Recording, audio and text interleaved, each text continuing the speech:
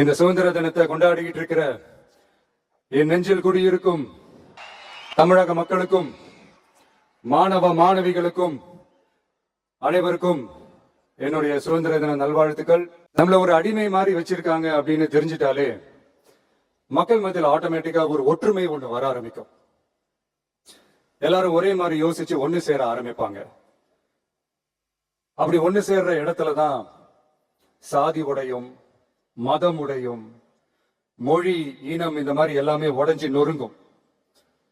அப்படி உடைஞ்சு நொறுங்குற இடத்துலதான் கிடைக்கிறது தான் உண்மையான சுதந்திரம். அதுதான் நம்ம மகாத்மா காந்திஜி அவர்கள் அவங்களுடைய தலைமையில 1947ல இதே இந்த ஆகஸ்ட் 15ஆம் தேதி நமக்கு அந்த சுதந்திரம் கிடைச்சது.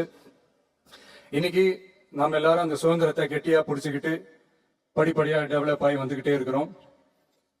அந்த டெவலப்மெண்ட்ஸ் அடுத்தடுத்த கட்டத்துக்கு கொண்டு போக வேண்டியது நம்ம எல்லாருடைய ஒரு கடமையும் கூட. இந்த நேரத்துல நம்ம தமிழ்நாட்டை லஞ்சத்திலிருந்து ஊழல்ல இருந்து காப்பாத்துறதும் ஒரு மிகப்பெரிய ஒரு விடுதலைக்கு சமமான ஒரு விஷயம்தான். அதை நோக்கிதான் நம்ம அரசும் செயல்பட்டுக்கிட்டு வந்துகிட்டு இருக்கு.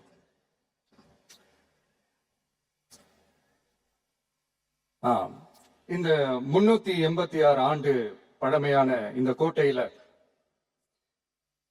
இங்க மேல ஏறி வந்து இந்த 80வது சுதந்திர தின நாள்ல நம்ம நாட்டோட தேசிய கொடியை ஏத்தி வச்சு இன்னைக்கு இந்த விழாவில் என்ன பேசவும் வச்சிருக்கிறீங்க.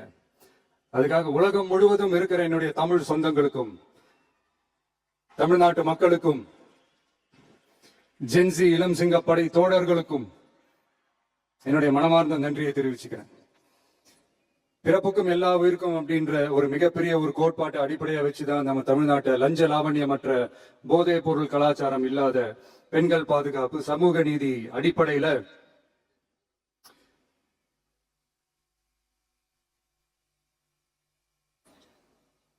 ஒரு வெளிப்படையான, ஒரு உண்மையான, ஒரு நேர்மையான ஒரு நிர்வாகமா இதை நாம செயல்பட்டுக்கிட்டு வந்துகிட்டு இருக்கிறோம்.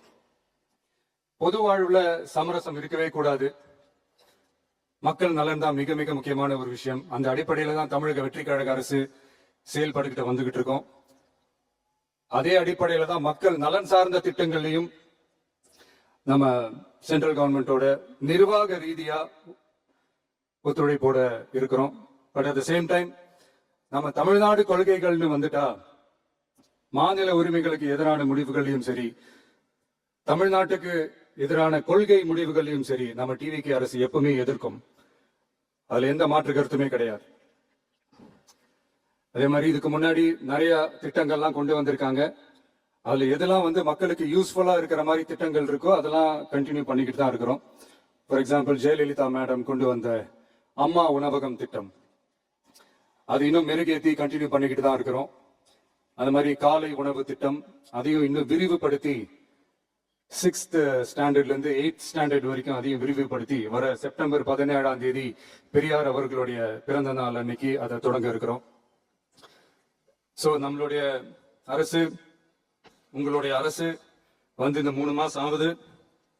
இந்த 3 மாசத்துல விவசாயிகளின் பயிர்க்கடன் ரூபாய் 5932.23 கோடி தள்ளுபடி செய்யப்பட்டுள்ளது. குறுவை சாகுபடி தொகுப்பு திட்டத்திற்கு ரூபாய் 134.83 கோடி வழங்கப்பட்டுள்ளது. ஒன்றிய அரசு நிதியுடன் ரூபாய் 12,642 கோடியில் 125 நாள் வேலைவாய்ப்பு திட்டம் மற்றும் ஜல் ஜீவன் குடிநீர் திட்டம் ரூபாய் 18,123.05 கோடியில் செயல்பாட்டிற்கு கொண்டு வரப்பட்டுள்ளது. சுகாதாரத்துறையில் சேவைக்கு நலம் AI செயலி கொண்டு வரப்பட்டுள்ளது.